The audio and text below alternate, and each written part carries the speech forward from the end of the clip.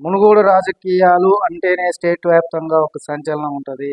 ఎందుకు అంటే ఇక్కడ ఒక ఎమ్మెల్యే గారు కోమటిరెడ్డి రాజగోపాల్ రెడ్డి గారు ఇచ్చే కామెంట్స్ కావచ్చు, చేసే కార్యక్రమాలు కావచ్చు, వైన్ షాపుల టైమింగ్స్ విషయంలో కానీ, బెల్ట్ షాపుల విషయంలో కానీ ఎమ్మెల్యే గారు ఇంత కడాఖండిగా ప్రభుత్వానికి వ్యతిరేకంగానే, ప్రభుత్వ చర్యలకు వ్యతిరేకంగా మాట్లాడుతున్నారు అంటే దాని వెనక ఒక అర్థం.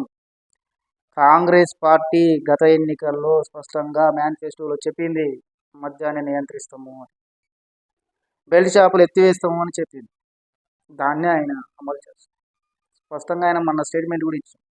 కాంగ్రెస్ ప్రతిష్టను కాపాడే ప్రయత్నం చేస్తున్నాను, నేను ఇంక వేరే ఏం చేస్తాను. దీంతో పార్టీ పెద్దలు డైలమాలో ఉంటారు. అరే మనం చెప్పిన మాటే కదా, ఆయన కొత్తగా చెప్పింది ఏమన్నా. గత ప్రభుత్వం తాగుబోతులు తెలంగాణలో చేసింది అని మనమే కాంగ్రెస్ వాళ్ళంతా చెప్పారు. మరి ఇప్పుడు వీళ్ళు చేసింది నీకు ఎక్కువైంది తక్కువైందా? తాగుబోతులు తెలంగాణ ఆయన తయారు చేసిన మంచి తెలంగాణ తయారు చేస్తారు మద్యం అమ్మకాలు పెంచి. అదే గుర్తు చేసిన అని ఎమ్మెల్యే గారు చెప్పారు. దీంతో ఎవరు ఇక మాట్లాడేదానికి లేదు. ఇంకా నెక్స్ట్ టైమింగ్స్ విషయంలో కూడా ఆయన ఒక మాట అన్నాడంటే అది ఖచ్చితంగా చేసి తీరుతారు.